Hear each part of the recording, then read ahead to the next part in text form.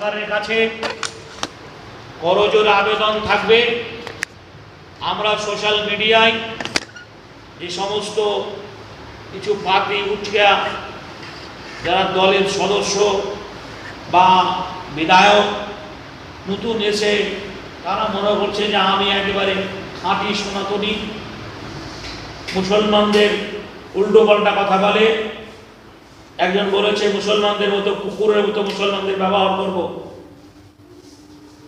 আইনি ব্যবস্থা তার প্রতি না হোক, যদি সরকারের আইনি ব্যবস্থা তার প্রতি না হয় তো মুসলমানরা ওই কুলাঙ্গারের জন্যই ওই সমস্ত কুলাঙ্গারদের জন্য দেশে অশান্তির বার্তা বইবে, সাম্প্রদায়িক হবে, হিন্দু মুসলমানের লড়াই হবে। সরকারের কাছে করজোড়ে আবেদন থাকবে, চাই হিন্দু হোক চাই মুসলমান হোক, কেউ যদি কোনো জাতির উপরে এভাবে আমল করে অশ্লীল অকথ্য ভাষা ব্যবহার করে তাদের উপর আইনি ব্যবস্থা না হোক। দুজনকে গ্রেফতার করলে, দুজনকে জেলে পাঠালে আমার মনে হয় বাংলার মাটিতে আর এরকম অশান্তি হবে না। এটা কুকুরের মতো হচ্ছে, যেমন অন্য পাড়ার একটা কুকুর একটা আলগা গ্রামে ঢুকলে পরে সেই কুকুর তাকে দেখতে পারে না, ঘেউ ঘেউ ঘেউ ঘেউ করে। যে বিজেপি সনাতনী হিন্দু ভাইটা মুসলমানদের কুকুরের মতো মারবে বলেছে, কুকুরের মতো ব্যবহার করবে বলেছে, ওই কথাটা তার জায়গায় বলেছে, সে কি পশ্চিমবাংলার মুর্শিদাবাদের মাটিতে এইরকম কথা বলতে পারবে? এ ক্ষমতা তার আছে? আগামী দিনে সোশ্যাল মিডিয়ায় এইরকম উগ্র কথা যে বলবে তারই প্রতি যেন আইনি ব্যবস্থা না হয়, তাদের দেশ শান্তি থাকবে, দেশ ভালো থাকবে। আজকে কত মার জানেন, আমরা কত মার খেলাম সামান্য একটা কথার অপপ্রচারে। অনেক খামারি ভাই যারা লোন নিয়ে টাকা ইনভেস্ট করে গরু পালন করেছিলেন যে কুরবানিতে বিক্রি করবে বলে, আজকে তাদের গরু যদি দু একটা দিনের আর সামনে রয়েছে বা 7 দিন রয়েছে, এই 7 দিনের মধ্যে তাদের খামারি থেকে যদি গরু বিক্রি না হয় তাহলে তো অত গরু আর কেউ কিনবে না সেই কুরবানি ছাড়া। তাহলে একটা বছর আজকে যে গোখাদ্যের যা দাম, ঘর থেকে শুরু করে খোল থেকে শুরু করে আনুষঙ্গিক যে সমস্ত আপনার গরুর খাদ্যের যে সমস্ত দাম, যারা পরিচর্যা করে, যারা গরু পালন করে তারা জানে কত টাকা খরচ একটা গরু মানুষ করতে গিয়ে। 365 দিন যদি আবার তাকে পুষতে হয়, এই খেসারত কে দেবে? সরকার দেবে না কোনো হিন্দু সনাতনী ভাই দেবে না কোনো মুসলমান দেবে? তাহলে এখানে এক শ্রেণীর গরিব মানুষ মারা যাচ্ছে, যাদের মাথায় ছিল কুরবানির হাটে আমি গরুটা বিক্রি করলে আমার মেয়ের মালা তৈরি করতে হবে, আমার মেয়ের কানে দিতে হবে, আমার মেয়ের দেনা পাওনা আছে ঋণ শোধ করতে হবে, বিয়ে দিয়েছি আমি ছাদটা ঢালাই করব, আমার বৃদ্ধ বাপ মায়ের সুচিকিৎসা করবো, ভালো ডাক্তার দেখাবো, আমার ছেলেটা আইন পড়ছে তাকে ভালো কি বলছেন ভালো জায়গায় পড়াবো, এই যে চিন্তা চেতনা সব দুরসনে মিছিয়ে গেল, দুরসনে মিছিয়ে গেল। আমাদের কষ্ট হচ্ছে সোশ্যাল মিডিয়ায় কোনো মুসলিম মেয়েকে কাঁদতে দেখিনি, কুরবানি বন্ধ হয়ে গেল বলে, কিন্তু সনাতনী হিন্দু বামনরাও যে সাংবাদিকদের সামনে হু হু করে কান্না করছে।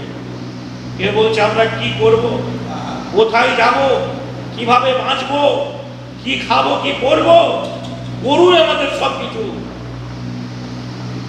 শুধু আপনার ধর্মের কথাটা ভাবলে হবে না। মুসলমানকে কোণঠাসা করতে গিয়ে আজকে কারা এই জন্য বলা হয়েছে যার ভালো যে করে যার মন্দ সেই করে, যার ভালো যে করে যার মন্দ সেই করে। অমুসলমান সনাতনী হিন্দু ভাইরা মনে করেছিল কুরবানি বন্ধ করে দিলে আমরা ফায়দা উঠবো, আমরা জিতে যাব, কিন্তু না।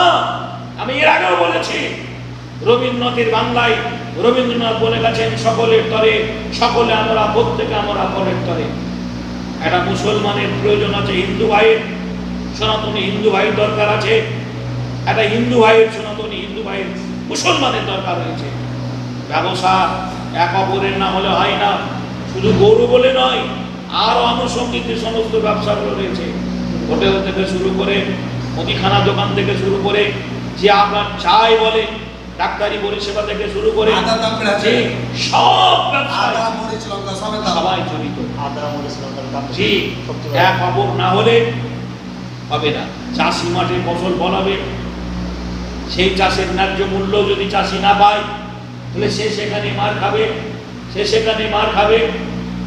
ভাইরা আমার, বন্ধুরা আমার, গুজবে কান দেবেন না, গুজব ছড়াবেন না। আমাদের উপযুক্ত সরকার আমরা পেয়েছি। আমরা আনুষঙ্গিক যেগুলো দেখছি, আজকে বিহার রাজ্যে আমরা গেলে, অন্যান্য রাজ্যে আমরা গেছি, এত স্টেশন প্ল্যাটফর্ম নোংরা, নাপে রুমাল দিয়ে চলতে হয়। আজকে পরিষ্কার পরিচ্ছন্ন। 1400 বছর আগে মহানবী মুহাম্মদুর রাসূলুল্লাহ সাল্লাল্লাহু আলাইহি ওয়াসাল্লাম বলেছেন, পরিষ্কার পরিচ্ছন্ন ঈমানের অঙ্গ। আজকে এই সরকার বাস স্ট্যান্ডে গুটকা, তিরঙ্গা, খৈনি, বিড়ি, সিগারেট যদি সে ফেলে 500 টাকা জরিমানা এবং তাকে 6 মাস জেল হবে, বন্ধ হবে। আলেমরা বন্ধ করতে পারেনি, আলেমরা মদের বিরোধিতা করেছে। 1400 বছরের কোরআন ইসলাম মদের বিরোধিতা করেছে। আজকের এই সরকার মদের কি বলছেন, ভাটিতে যদি তালা পড়ে যায়, আলহামদুলিল্লাহ, আমরা বন্ধুরা আমার ঠিক একইবারে কি বলছেন, জি আমার ইসলাম ধর্মে মদ হারাম। আমরা প্রায় জুমায় মদের বিরুদ্ধে কথা বলি, জোর বিরুদ্ধে কথা বলি, ঘুষের বিরুদ্ধে কথা বলি।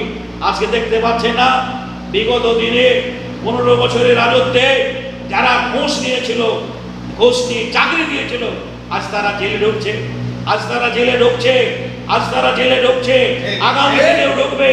ঘুষ বন্ধ হোক, সুদ বন্ধ হোক, উপযুক্ত ছেলেরা চাকরি পায়। যারা আমরা সোশ্যাল মিডিয়ায় দেখেছি, বাঁকুড়ার একটা হাই প্রাইমারি স্কুলের হেডমাস্টার সরকারি চাকরি করে, মুসুরিটা দান করতে পারে না। একটা প্রাইমারি স্কুলের হেডমাস্টার মুসুরিটা দান করতে পারে না, অথচ সে প্রাইমারি স্কুলে চাকরি করে। প্রধান শিক্ষক, এই সমস্ত অযোগ্য শিক্ষকদের ক্যান্সেল করা হোক, বাধ্য হোক, এদেরকে জেলে করা হোক। আমরা সরকারের পক্ষে রয়েছি। আর গো হত্যা বন্ধ হয়ে যাক, গরুটাকে জাতীয় পশু নির্বাচন করা হোক, জাতীয় পশু বলে চিহ্নিত করা হোক। মুসলমানরা গরু খাবে না, মুসলমানরা গরু খাবে না, পোল্ট্রির মাংস খাবে, খাসির মাংস খাবে, উট দুম্বা খাবে, ভেড়া ছাগল খাবে। বাংলার মুসলমান তথা ভারতবর্ষের মুসলমানদের বলবো, গরু খাওয়া বন্ধ করুন। যখন কোনো মুসলিম কি বলছেন, দাড়িওয়ালা টুপিওয়ালা কোনো মুসলমান ডাক্তারের কাছে গেলে, ও ডাক্তার ও মুসলমান, মুসলমান দেখলে আগে বলে তোমাকে গরুর মাংস বন্ধ করতে হবে। আরে ডাক্তারের পরামর্শটা শুনুন, গরুর মাংস খেলে আপনাকে, আমি মসজিদ ঘরে বলছি, আপনাকে ডাক্তারকে পয়সা দিতে হবে না।